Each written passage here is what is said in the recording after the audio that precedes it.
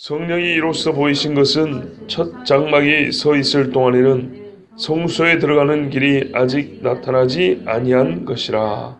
아멘. 저는 금요일날 새벽에 본절을 말씀을 전하다가 다 못 전했습니다.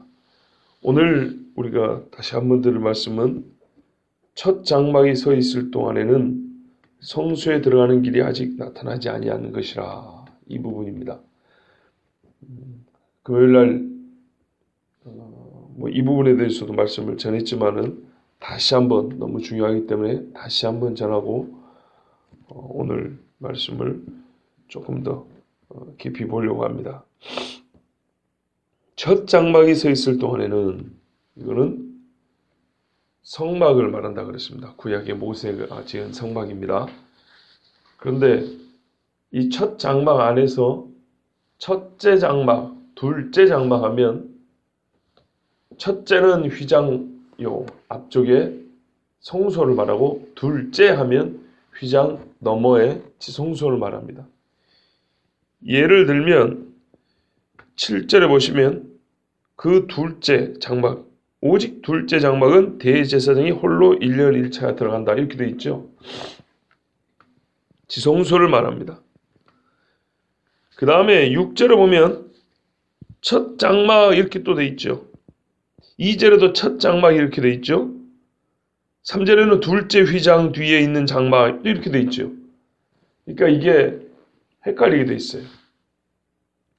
좀 저 같으면은 둘째 장막이 지성소니까 첫째 장막에서 앞에 성소를 가리키면 좋은데 첫째를 안 하고 그냥 첫 장막 이렇게 해놔버렸어요. 그래서 첫 장막 하면 구약 시대의 율법이 명한 장막을 전체를 말하는 경우가 있고 또는 둘째에 대비되어 지성소에 대비되어 성소를 가리키는 경우도 있습니다. 8절의 첫 장막은 성소를 말하는 것이 아니고 전체로서의 성막을 말하는 겁니다. 이 말은 곧 좀 확장시키면 구약 시대 전체를 말한다 그랬습니다. 왜 그러냐? 구약 시대에 성전도 있었는데 성전을 배제하고 자꾸 예수 그리스도의 인격과 사역에 대한 모형과 예표로 그림자로 모세가 지은 장막만 자꾸 얘기한다 그랬죠. 왜 성전을 빼놓냐 이 말이죠. 그죠? 성전도 구약에서 모형과 예표로 쓰였다 이 말입니다. 그런데 제사 제도는 이미 장막에서 다 보여줬고 그거를 옮긴 게 성전 아니겠습니까? 그래서 장막 얘기하면 성전도 포함한 겁니다. 그런데 성전은 장막과 달리 특별하게 그림자로서 예수 그리스도를 나타내는 기능이 하나 있는데 그게 뭐냐? 장막은 안에 있는 기물들이 등잔대와 진설병과 언약궤를 비롯한 이런 기물들이 예수님의 사역을 예표한다 그랬어요. 예를 들면 진설병은 하늘로부터 내려온 떡을 예표하는 거죠. 하나님의 임재를 예표하고 등잔대는 불이죠. 이런 등등을 말씀드렸습니다. 그런데 이 장막 자체가 예수님의 인격 전체를 예표하냐? 꼭 그렇지는 않아요. 그런 표현은 없어요. 그 안에 있는 기물 하나하나를 설명하지 이 전체 장막을 가지고 바로 이것이 예수입니다. 이런 말은 없어요. 그런데 성전에 가면 예수님이 성전 자체를 자기 인격하고 이렇게 인격 전체를 나타내는 모형으로 써요. 너희가 이 성전을 헐라. 3일 후에 내가 일으키리라. 그러죠. 그래서 이 성전은 그 안에 들어있는 하나하나의 기물과 거기서 드려지는 예법 전체를 예법 하나하나를 가지고 예수님을 예표하는 것은 말하지 않고 구약의 성막 가지고 충분하고요. 그걸 옮겨놓은 거니까. 그런데 죽으시고 부활하실 예수님에 대해서는 성막이 아니라 성전이 그 일을 담당하고 있습니다. 근데 지금은 뭘 얘기하죠? 예수님의 제사장직을 얘기하고 있습니다. 그 제사장직에 있어서도 세 번째, 제사의 효력에 관한 부분입니다. 효력에 관한 부분. 첫째는 뭘 얘기했습니까? 아론보다 뛰어나다, 멜기세덱 마찬가지다. 그의 제사장직의 지위를 말했어요. 높은 분이다. 그죠? 그 다음에는요, 영속성을 말했어요. 하늘에서도 지금 여전히 그 사역을 감당하고 계신다. 영원한 제사장이다. 아론은 낮고 일시적이지만, 그죠? 이건 제사장의 이야기고, 그 다음에 제사의 효력은 어떻게 하냐? 일시적인 제사장이 지낸 제사는 일시적이고 부분적이라는 거예요. 그러나 높고 영원하신 제사장이 우리를 위하여 제물을 드린 것은 영원한 효력을 가지고 있고 완전한 효력을 갖고 있다. 속죄. 그렇죠? 그 이야기를 하는 겁니다. 이 세 번째 이야기. 그래서 구약의 제사장이 들어가서 행했던 일, 그가 무슨 일을 했냐? 등잔불 갈고 떡 바꿔놓고 향불 피우더라고 짐승의 피 가지고 들어가고 이렇게 했는데 이 일은 예수 그리스도 하실 일의 부분에 불과하고 모형에 불과했다. 이 이야기를 하는 중입니다. 그래서 구약에서는 예수님께서 하신 거는 고작 사람이 지은 텐트에 들어가가지고 불 바꿔놓고 재 버리고 떡 바꿔놓고 향불 피우고 이 정도가 아니라는 거죠. 그런 일은 매번 해봐야 쓸데없는 것이지만 예수님 한 번에 들어와서 자기의 피 흘림으로 우리의 속죄를 완성하셨다. 그렇죠? 우리가 다 아는 일이지만 여러분 한 줄로 이렇게 표현할 수 있지만 사건은 그렇게 한 줄로 이루어졌던 게 아닙니다. 말은 한 줄로 할 수 있지만 자, 그 이야기를 하는데요. 정말 놀라운 거는 첫 장막이 서 있을 동안에도 이제 언제인지 아시겠죠? 성소에 들어가는 일. 이것도 번역이 애매해졌어요. 하려면 지성소라 그래야 되는 거예요. 지성소. 그죠? 왜냐? 나중에 휘장에 찢어서 들어갔다 이 말입니다. 그러면 지성소에 들어가는 길이 아직 나타나지 아니한 것이니라 이렇게 돼야 돼요. 근데 번역을 왜 이따구로 했는지 모르겠어요. 원래 원문에 the holiest 돼 있어요. 가장 거룩한 것. 그런데 아주 헷갈리게 해놨어요. 그러니까 일관성 없게. 지금 문제는 뭐예요? 둘째 장막 아닙니까? 7절에. 그죠? 7절에 이미 말한 것처럼 지성소 이야기예요. 지성소에. 지금 그거 계속 하고 있는데 갑자기 여기서는 성소에 들어가는 저 문 앞에부터 못 들어갔다는 얘기인데 그럼. 그렇지 아니죠. 원래 하면 일단 한 글자 써야 돼요. 지성소로 들어가는 길이 아직 나타나지 아니하였다. 드러나지 아니하였다는 거예요. 드러나지 아니하였다. 자, 그럼 이게 무슨 뜻이라 그랬습니까? 길은 나타나지 아니하였으나 있었다고요, 없었다고요? 있었다고요. 금요일 아침에 말씀드렸습니다. 있었어요. 길이 아직 없었던 것이라. 길은 아직 준비되지 않았던 것이다. 이게 아니에요. 길은 있었으나 우리 눈에 보이지 않았다는 겁니다. 예수 그리스도의 육체가 그 길이기 때문에 나는 길이요. 그랬죠. 예수님 오시기 전까지 그게 우리 눈에는 유보된 상태로 있었다는 것이지 길이 없었던 건 아닙니다. 여러분 봐보세요. 지금 이 데이트 사장이 1년에 1차지만 지성소로 들어옵니까? 안 들어옵니까? 들어오죠. 있었던 거예요. 있는데 완전하지 않은 거예요. 우리에게 완전하게 드러나지도 않았으니까 어떻게 완전하게 그 길을 가겠습니까? 이 사실이 너무 중요해서 오늘 다시 한번 말씀드립니다. 길은 있었으나 유보된 상태입니다. 만약에 길이 없었다면 승천한 엘리야는 가다가 어디에 떨어졌을까요? 그 제자들이 걱정했던 것처럼 에녹은 하나님과 동행하고 산채로 들림을 받았다 하는데 그 인간은 어디로 갔을까요? 태평양 어디 가다 떨어지지 않았겠습니까?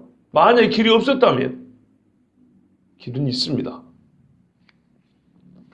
이거를 가지고 금요일에도 제가 참 연구를 열심히 했다고 말씀을 드렸는데요.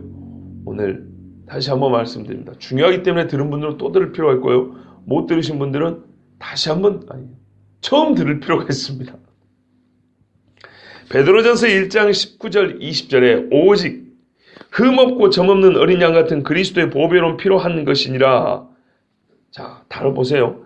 흠없고 점없는 어린 양 같은 그리스도의 보배로운 피로 한 것, 뭔가를 했어요.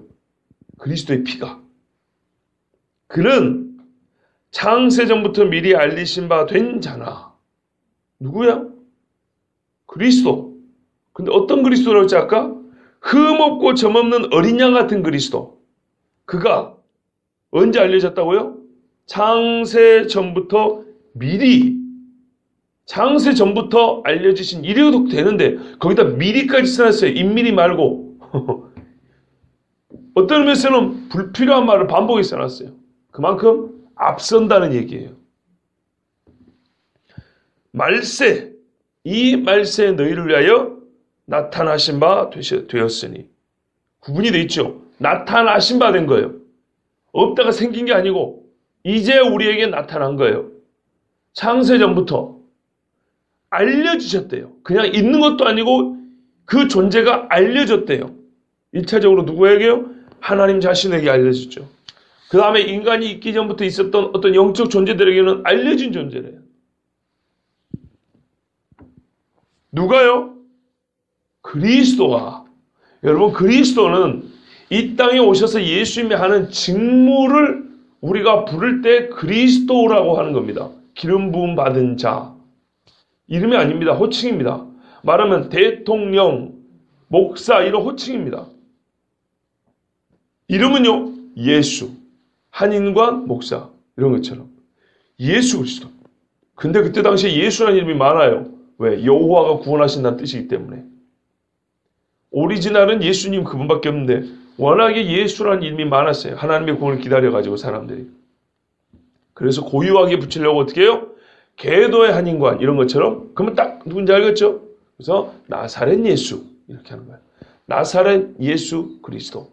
베드로가 그러지 않습니까? 나중에 예루살렘에서 나사렛 예수의 이름으로 이렇게 한단 말이에요. 그리스도는 구약의 메시아고요. 헬라어로 번역하면 그리스도입니다. 기름 부음 받은 자. 기름을 언제 붓냐? 우리가 다 들은 얘기입니다. 제사장, 왕, 선지자. 그죠? 이 세 직무를 행하는 자를 기름 부음 받은 자라고 그리스도라 그래요. 그래서 번역하면 고레스는 나의 기름 부은 종이라. 그렇게 있거든요. 그래서 고레스도 구약에는 메시아로 되어 있습니다. 근데 그런 메시아는 아주 시답지 않은 메시아고 하나님이 누군지도 모르지만 잠시 이스라엘을 고향으로 보내기 위해서 쓰임받은 종으로서 부를 때도 메시아라고 불러요. 그런데 이 메시아는 달라요. 그런데 봐보세요. 성자가 하나님의 아들이 또는 구약에는 이 아들이 누군지 정확히 몰라서 지혜가 신약에는 몰라서 아니라 너무 깊이 알기 때문에 말씀이 이렇게 표현했어요. 말씀이 태초에 계셨다. 그러면 말씀이 이래야 될 건데 그러지 아니하고 뭐요? 창세전부터 뭐가 알려있다고요? 그리스도가 이 땅에 오셔서 하실 직무를 호칭하는 그리스도로서의 하나님의 아들이 뭔 일이에요? 피를 흘려요. 그 피를 흘릴 그 그리스도가 창세전부터 알려졌대요. 누구에게 알려졌을까요? 하나님 자신에게 알려졌다는 얘기예요. 하나님 자신에게. 그렇죠. 하나님은 영원부터 영원까지 끝이 없죠. 우리가 보통 끝이 없다 하면 지금부터 이후로 끝이 없다는데 성경은 그렇게 표현하지 않고 앞뒤로 끝이 없는 걸 얘기한다고 했어요. 자, 너무 말이 길어졌습니다. 이 한 절이면 족하지만 성경에는 그 외에도 많이 있습니다. 계시록 5장 6절 첫 부분에 보시면 내가 또 보니 보좌와 내 생물과 장로들 사이에 한 어린 양이 서 있는데 일찍이 죽임을 당한 것 같더라.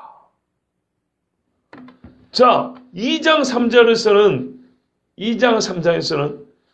제사장 모습을 한 예수님을 봤어요. 세마포 옷을 입고 우바스 정금띠를 띠고 계신 속죄일에 대제사장이 입는 그 화려한 옷을 벗고 속죄일에는 세마포만 입는다 그랬어요. 모든 속죄하는 예수님의 모습을 봤단 말입니다. 그런데 어느새 갑자기 이 예수님이 어린 양으로 진짜 양으로 보인 거예요. 그런데 이 양을 볼 때 즉 예수님의 정체를 보여주는 거죠. 양으로 보이는데 양이 지금은 살아있는 거예요. 죽은 게 아니고 살아있는데 희한하게 어떤 영적인 감동으로 그걸 깨닫게 되는지 모르지만 일찍 죽임을 당한 양 같더라. 우리 문법으로 하면 지금도 죽어 있어야 돼요. 그렇죠? 일찍 죽임을 당해서 그 뒤로 뭐 살았다는 얘기 없잖아요. 죽었었던 일이어야 되는데 그럼 과거에 끝난 일이란 말이에요. 지금은 살아있는 양을 봤는데 왜? 이 양이 6 인봉을 떼거든요. 인봉을 떼서 6 인의 재앙이 내리거든요. 누가 이 두루마리 인을 뗄까 할 때 울지 마라. 어린 양이 옷을 뗀다 할 때 이 어린 양이 떼는 거거든요. 살아있는 어린 양이에요. 예수님이. 근데 이 어린 양을 가만 보니까 사도행전에 보니까 일찍 죽임을 당한 것 같아. 지금 살아있는데 그건 무슨 말이에요? 지금 살아있기 때문에 죽었다면 내가 지금 보고 있는 이 지금보다는 앞서서 살아났다는 얘기죠. 다시. 죽은 거는요. 그 앞에 죽었다는 얘기고. 그죠? 근데 이게 여기서 과거 완료로 돼 있어요. 아주 옛날에 이렇게 있어. 특히 일찍이란 표현이 또 중요해요. 아까 미리란 표현이 준 것처럼 아주 옛날에 죽었었고 또 그 후에 옛날에 살아나가지고 오늘은 그대로 산채로 있고. 그죠? 그럼 아주 옛날에 죽었었는데 그게 언제 죽었던 걸까요? 만약에 사도 요한이 2000년 전에 죽으신 예수님을 말한다면 이런 표현을 안 썼을 가능성이 큽니다. 왜냐? 우리야 2000년 전이지만은 사도 요한이 예수님 십자가에서 죽은 거 본 건 한 40년 전이거든요. 이해되시죠? 거기다가 일찍이라는 표현을 굳이 쓸 필요가 없어요. 자기가 봤는데. 무슨 말인지 이해되시죠? 13장 8절에도 보면 죽임을 당한 어린 양의 생명책에 창세 이후로 이름이 기록되지 못하고 이 땅에 사는 자들은 다 그 짐승에게 경배하리라. 놀라운 표현입니다. 죽임을 당한 어린 양의 생명책. 여러분 생명책은 언제부터 있었을까요? 예수님 부활한 다음에요? 아니면 말세? 요즘 왜? 짐승에게 경배한 자들 이 책이 기록되지 못했대요. 그러니까 말세 누가 짐승이 경배할지 경배하지 않을지 이런 사람들만 이름 적어놓으라고 생명책이 그때서 만들어진 겁니까? 그거 아닌 거 다 아시죠? 왜냐? 시편 69편 28절에 다윗이 이렇게 말합니다. 저희를 생명책에서 도만하십시오. 의인과 함께 두면 안 됩니다. 이제 악인을 위하여 다윗이 한 기도예요. 저런 놈들은 생명책에 기록하면 안 됩니다. 하나님. 두 번째, 출애굽기 32장 32절에 모세가 금송아지 숭배한 사람들 중보기도 할 때 주여 나를 주의 기록한 책에서 지워주십시오. 저들을 용서하지 않으려면 나는 이미 기록이 되어 있어요. 그 책에. 주의 기록한 그 책에서 주의 책에서 나를 빼주십시오. 그랬어요. 모세가 알고 있었다는 얘기죠. 그 다음에 또 다윗이 시편 139편에 이렇게 말합니다. 자기의 출생하기 전 엄마 뱃속에 있을 때 이야기하면서 내 날이 하루도 되기 전에 주의 기록한 책에 다 기록이 되었나이다. 그럼 이 책은 얼마나 앞선다는 얘기입니까? 창세 전부터 존재한 책입니다. 자, 그런데 그 책에 짐승에게 경배할 사람은 기록되지 않는데 이 책을 아까 요한계시록에 뭐라고 앞에 수식을 붙였냐면 죽임을 당한 어린 양의 생명책이라고 그랬어요. 이 책이, 이 생명책이 다윗도 알고 있고 모세도 알고 있는데 그때는 예수님이 나타나지도 않았는데 죽임을 당한 어린 양의 생명책이라고 했어요. 그러면 이 생명책은 누구로 말미암아 존재하게 된 겁니까? 죽임을 당한 어린 양 예수님 때문에 존재하게 되는 거예요. 만약에 예수님이 죽지 않으면 누구도 생명책에 기록될 수가 없는 겁니다. 그렇습니까? 안 그렇습니까? 누구가 죄를 사해줬길래 생명책에 기록이 되냐고요. 근데 모세와 다윗이 생명책 얘기를 하고 있어요. 에녹과 엘리야는 올라가다 떨어지지 않았어요. 올라가 옛날에 부흥강에서 올라가 슉슉 올라가는 거예요. 여러분 그럼 이 생명책은 언제부터 존재했냐? 창세전에 무엇을 근거로? 어린 양의 피를 근거로. 육체로는 아직 피를 흘리지 않았으나 하나님께서는 하나님의 내적 결정 안에서는 이미 죽은 거예요. 이 아들은. 우리 인간의 계산에 우리 인간의 시간대는 한참 남았지만 하나님의 계산은 항상 어떻게 해요? 영원부터 영원까지. 이 책은 예수 그리스도의 피로 죄성을 받고 의롭다함을 받은 자들을 기록하기 위하여 써놓은 책입니다. 마지막에 우리 심판 때도 전부 다 그 책에 기록된 대로 심판을 받는다 그러죠. 제가 어릴 때 아버지는 두 가지를 가르쳤어요. 성경에 보면 두 책이 있는 걸로 돼 있다 그랬어요. 초등학교 다닐 때. 생명책 있고 행위를 기록한 책이 있다. 그래서 그 책을 펴고 책에 기록된 대로 그 행위대로 심판하더라. 뒤에 또 있어요. 근데 생명책은 이름을 얘기를 해놨어요. 생명의 이름. 그래서 저는 좀 헷갈립니다. 아직. 뭐 그것을 아주 제가 깊은 관심 가지고 연구를 안 해봤지만 하여튼 성경의 기록상은 생명책이라고 이름만 되었고 뒤에 행위를 기록한 책이라고 또 되어 있어요. 이게 같은 건지 다른 건지 모르지만 제가 어릴 때 저희 아버지는 이 두 개를 가르쳐 줬어요. 그거는 앞으로 좀 확인해 볼 때가 있을 겁니다. 아직은 지금 요한계시록 강의하고 있지 않기 때문에 지금 약간 헷갈리긴 합니다. 그런데 이 말씀을 보니까 참 감사해요. 어릴 때 그걸 가르쳐 주셔가지고 생명책이 있다. 그리고 네 행위가 하나님 앞에 낱낱이 기록되어 있는 행위가 기록된 책이 있다. 이랬어요. 하여튼 하나님은 우리에게 책을 주신 분이에요. 하나하나 빠지지 않고 다 기록해 놓고 주님 앞에서 우리가 설 때 심판하십니다. 감사하기도 그런데 뭐라 그러냐. 예수 그리스도의 피로 죄사함을 받은 자들의 죄는 동의서에서 먹은 것 같이 다 멀리 떨어놓고 내가 기억도 하지 않는다 그랬으니까 용서받은 죄는 걱정할 필요가 없어요. 예수 믿는 게 얼마나 감사한지 모릅니다. 자, 이 책이요. 성소가 있기 전에 아니 우리 육체가 보는 이 성막이 있기 전에 하늘에 있는 성소에 들어갈 길은 이미 준비되어 있으나 우리에게 드러나지 않았던 겁니다. 이게 너무너무 중요합니다. 다윗도 모세도 하나님의 생명책을 알고 있었습니다. 그러므로 어떤 이들과 같이 구약에는 내세 신앙이 없다라고 주장하는 어리석은 주장을 하지 않아야 합니다. 생명책에 기록이 되어 있는데 왜 구약에는 내세 신앙이 없다? 즉 죽은 후에 삶이 없고 부활에 대한 믿음이 없었다고 말하는 신학자가 무지하게 많습니다. 그러면 언제 부활 이야기가 만들어졌냐? 이거는 종교사적으로 역사적으로 말합니다. 중간에 그런 개념이 생겼다는 거예요. 언제냐면 신구약의 중간기라는 게 있습니다. 말라기 이후 세례요한까지 약 400년 있죠. 그동안에 생겼다는 겁니다. 왜냐하면 그동안에 헬라가 들어오고 로마가 들어오면서 많은 유대인들이 율법을 시키다가 순교를 당했어요. 말하자면 유대교적으로 볼 때 순교를 당했어요. 어떤 집에는 아들이 7인데 한 어머니 눈앞에서 7 아들이 다 몰살을 당했어요. 그 슬픔을 어떻게 위로하죠? 너무나 많은 사람이 안식을 지키다가 목이 날아갔어요. 우상 숭배하다가 찢어 죽임을 당했어요. 그러면 그 죽음에 대해서는 뭐라고 이해를 해야 됩니까? 하나님이 없다고 해야 됩니까? 하나님이 없으니까 저렇게 내버려뒀지. 그러지 않고요. 이 구약에도 신앙이 좀 투철했던 사람은 그렇게 보지 않고 위로를 할 때 부활한다 위로를 했어요. 저 의인들은 반드시 부활한다 이렇게 위로를 했어요. 그때사 생겼다고 말하는 겁니다. 그때사. 그런데 참 바보 같습니다.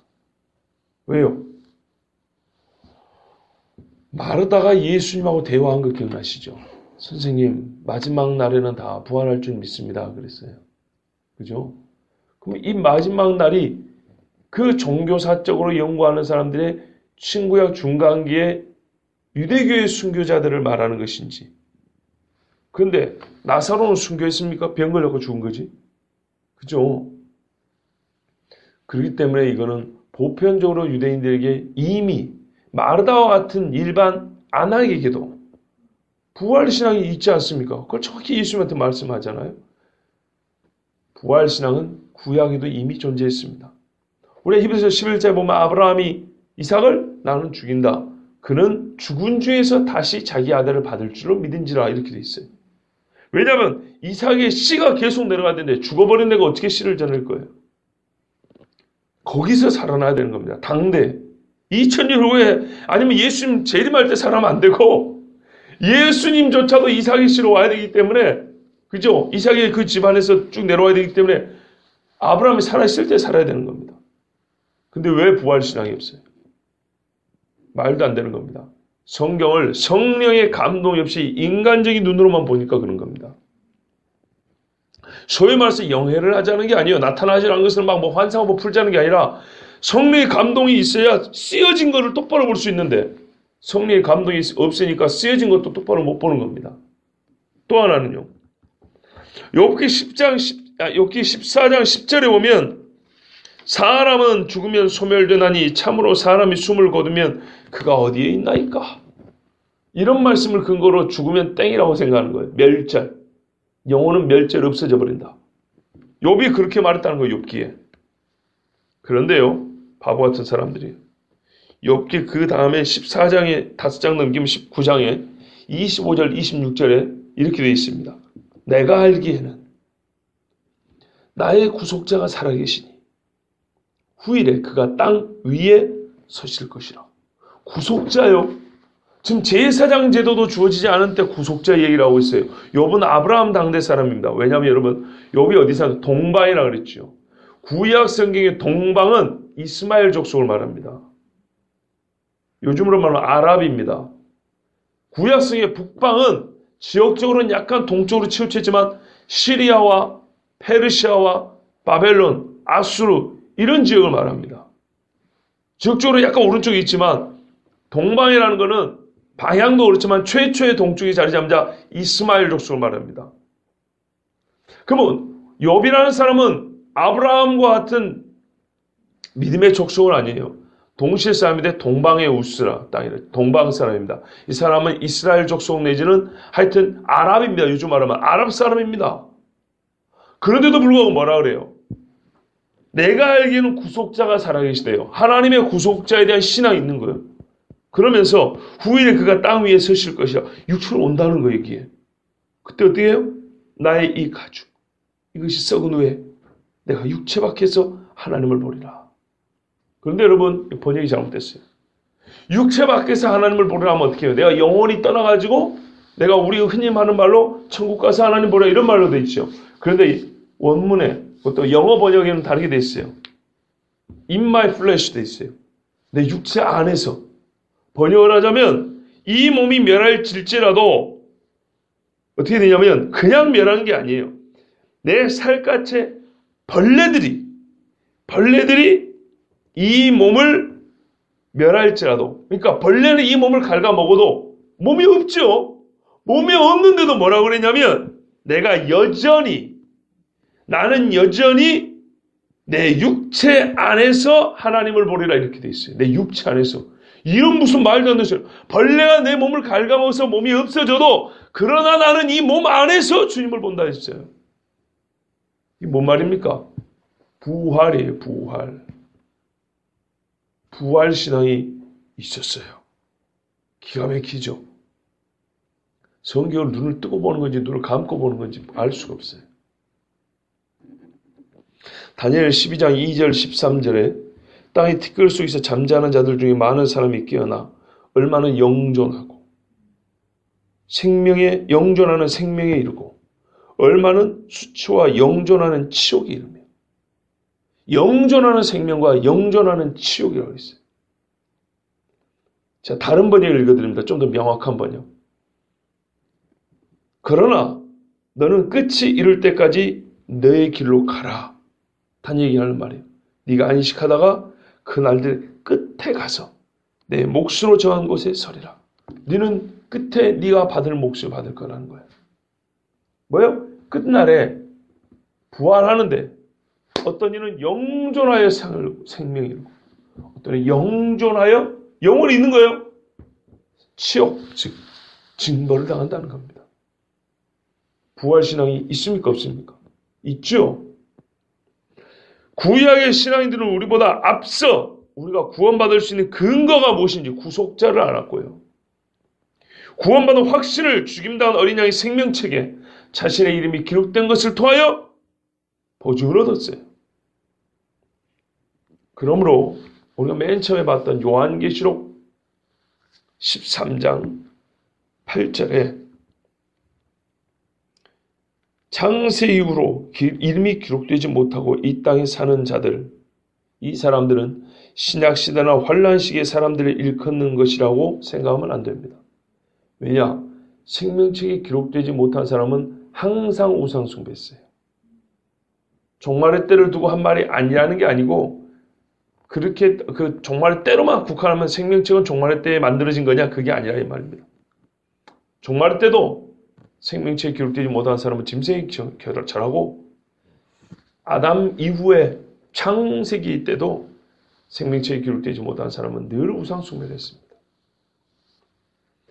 성소에 들어가는 길은 마련되어 있었으나 아직 나타나지 않았습니다. 조금 더 정확하게 말하면요, 지성소로 들어가는 길이 아직 드러나지 아니하였다는 것이라 입니다.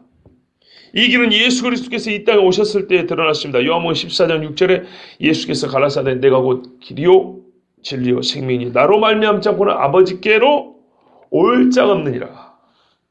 예수님이 길이기 때문에 예수 외에는 아버지께로 올 자가 없습니다.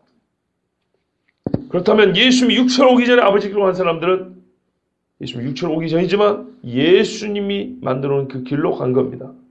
히브리서 10장 19절 20절에 그러므로 형제들아 우리가 예수의 피를 힘입어 성소에 들어갈 담력을 얻었나니 이 성소가 바로 지성소를 말합니다. 그 길은 잘 보세요. 그 길은 우리를 위하여 휘장 가운데로 열어놓으신 새로운 살 길이요. 살 길이요. 휘장은 곧 그의 육체니라. 휘장이 찢어졌죠. 예수님이 찢어져서 여기다 길을 낸 거예요. 저도 여기 써놨어요. 아멘. 아멘. 10절에 이제 9절 이하에 이어지는 말씀과 같이 그리고 우리가 지금까지 듣고 알고 있는 바와 같이 구약의 제사제도와 성막은 예수 그리스도의 모형과 그분의 하실 일에 대한 예표입니다. 그래서 좋은 것입니다. 우리는 지금 더 좋은 것을 누리고 있고 옛날에도 좋은 것입니다. 얼마나 좋은 것이었는지 모세와 같은 대선지자가 장막에서 봉사했고요. 다윗은 오리라는 그리스도를 알고 있으면서도 하나님께 제사하기 위하여 일평생 소원 성전을 짓고자 하였으며 얼마나 좋은 것이었던지 그때도 다윗의 일평생 소원이 그의 아들 솔로몬은 최고의 지혜와 열심과 재료와 기술을 가지고 지상 최고의 성전을 지었어요. 얼마나 좋은 것이었던지 구약이 말이죠. 예표뿐인데도 그뿐이 아니죠. 하나님 앞에 온전하고 겸손한 마음으로 거룩한 제사를 드렸어요. 제사를. 여러분 솔로몬이 하나님 앞에 제물 많이 드렸죠. 얼마나 드렸습니까? 1,000번째요? 이건 완전히 잘못하신 거예요. 솔로몬이 드린 건 1,000번째 수준이 아니에요. 솔로몬보다 더 많이 드린 사람이 있어요. 자기 아버지 다윗. 다윗이 수만 마리 드렸어요. 그 다음에 요시아가 수천 마리 드렸어요. 그 다음에 솔로몬이 성전 낙성식을 한 다음에 10몇만 마리를 드렸던가? 역대하에 찾아보세요. 역대상 9장인가 8장 9장 요쪽 찾아보면 솔로몬이 드린 제물이 나옵니다. 수만입니다. 처음 왕이 되고 3년 차에 1,000번째고 그 다음에 낙성식을 한다. 성전 요즘 말하면 헌당할 때 하나님 앞에 드린 제물이 수십만, 적어도 10만이 넘습니다. 엄청난 제물을 드렸습니다. 예를 들어서 역대하 7장 이렇게 돼 있어요. 소가 22,000이요. 양이 12만이라. 예를 들면 이 정도입니다. 그죠? 이렇게 기뻤어요. 언제요? 성전 지어놓고. 이게 원형입니까? 모형 지어놓고. 모형이지만 얼마나 좋았던지. 우리가 들어갈 그 길을 나타내는 그 성전이 얼마나 좋았던지. 하늘에 올라와서 하나님을 배울 그 성전이 얼마나 좋았던지. 이 정도로 예배를 했어요. 하나 재밌는 또 사건이 있어요. 여러분 솔로몬을 방문했던 수많은 왕들이 있었다고 했어요. 많은 왕들이 왔었습니다. 각 나라도 거기 기록되어 있어요. 어디 동네에서 왔다고. 그 중에 유명한 사람이 누굽니까? 쉬바의 여왕입니다.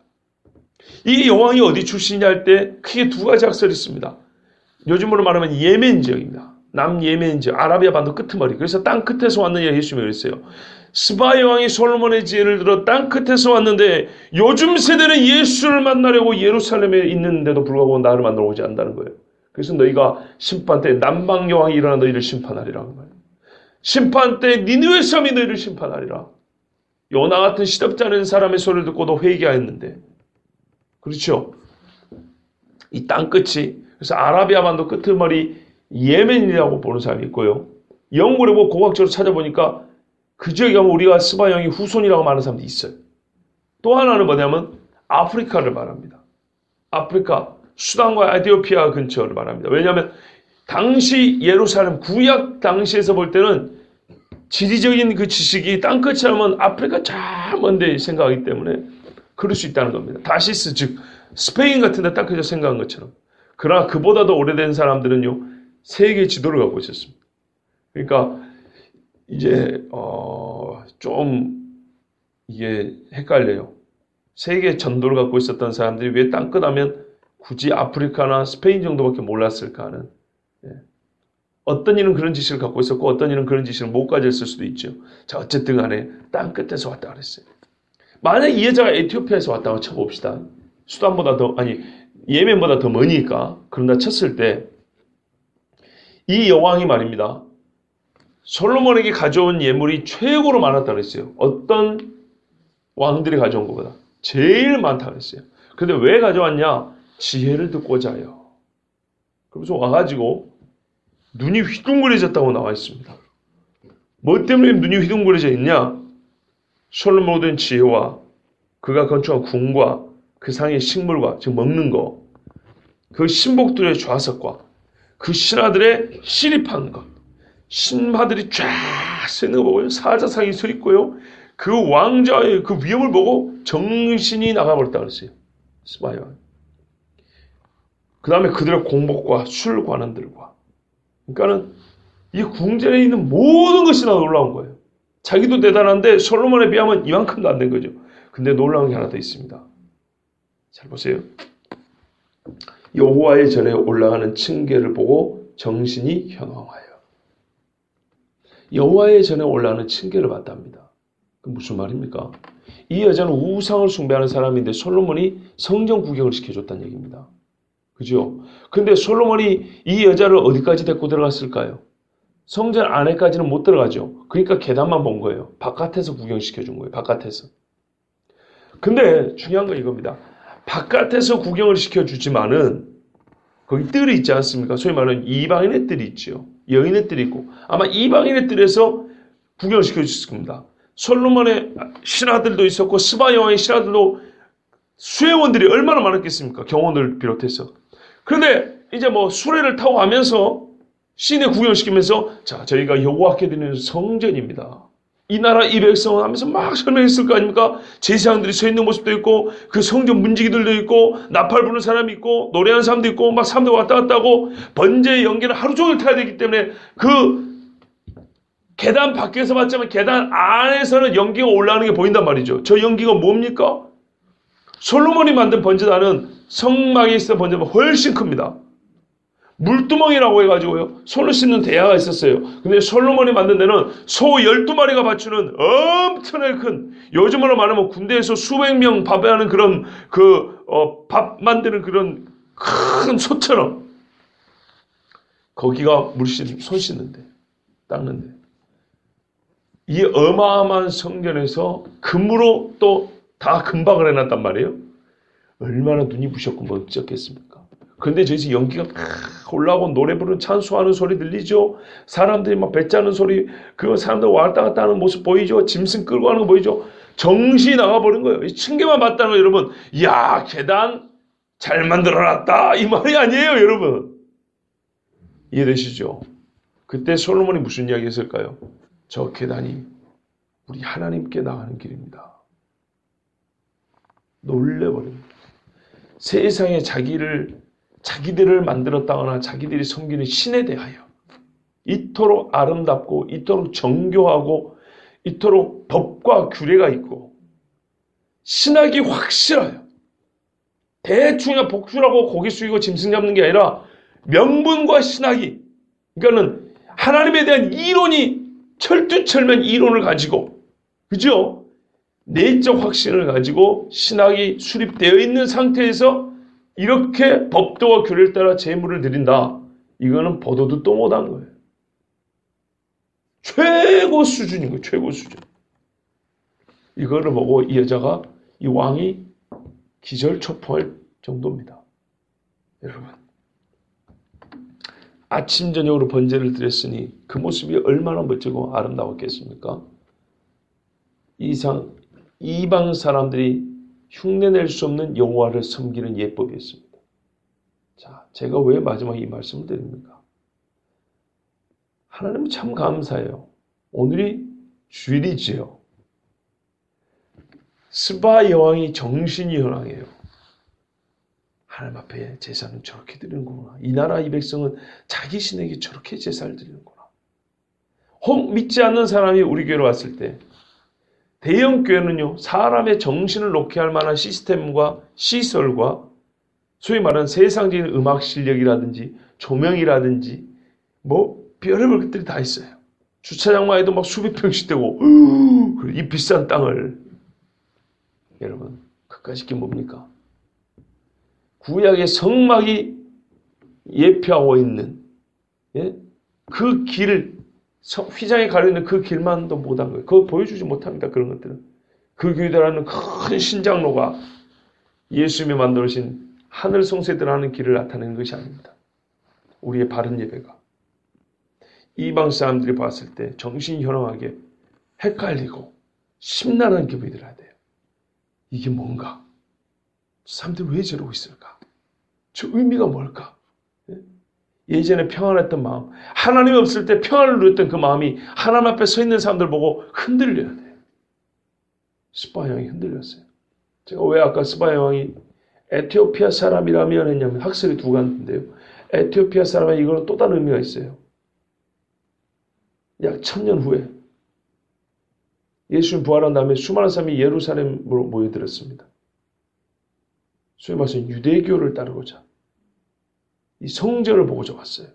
그런데 그 중에 한 사람 에티오피아 왕이 네시 간다게가 성전을 보러 왔다가 이사야서를 사가지고 가는데 이사야서 엄청 깁니다. 무지하게 무거워요. 그걸 여러 두루마리로 나눠져 있어요. 그 두루마리를 사고 하는데 읽어요. 왜? 자기가 먼저 성전과 제사에 대하여 이해하고 싶어서 읽어요. 이해를 합니까? 못합니까? 못하죠. 그래서 말씀드려요. 성령의 감동과 조명이 없으면 봐도 못 보는 거예요. 그때 빌립이 성령의 역시 감동으로 그 네시를 만나 올라가서 이제 네가 이런 걸 깨닫느냐? 가르쳐주는 자가 없으니 어찌 깨달으리요? 내가 가르쳐 줄까요? 그래 올라오시오. 올라가가지고 왕의 고관입니다. 그 마차를 타고 하면서 가르쳐 줍니다. 그랬더니 뭐냐면 내가 이 말씀을 믿으니 세례받기에 내가 무슨 부족함이 있느냐? 믿으니 그럽시다. 그래서 내려가서 우리 번역에는 생략된 말이 있다고 그랬어요. 내려가서 그 자리에 세례받고 빌립은 성령을 따라 또 떠나갔다고 그랬어요. 그러니까 만약에 이 스바야 왕이 에티오피아 사람이었다면 약 1000년 후에 그의 궁전에 물론 다른 사람이 있지만 네시가 약 1000년 후에 예루살렘에 올라와서 그 성전을 보고 돌아갈 때 성전으로 그친 게 아니라 정신이 현황한 걸로 그친 게 아니라 그 성전에 말하는 바 예수 그리스도를 알게 됐으니 이것이 우연일 수는 없다 이 말입니다. 그는 진짜 하나님께 나가는 길을 만나게 된 겁니다. 여러분 진짜 하나님 앞에 나가는 길을 예수님께서 자기 육체의 피로 열어놓으시고 우리에게 보여주셨습니다. 그 길을 따라 들어가고 또 그 길을 걷기에 합당한 자로서 예배하시고 믿지 않는 자가 보기에 정신이 현황할 뿐만 아니라 예수님에 대해 알고 싶은 열망이 일어나는 그런 거룩한 예배가 오늘 우리에게 있기를 바랍니다. 기도하겠습니다.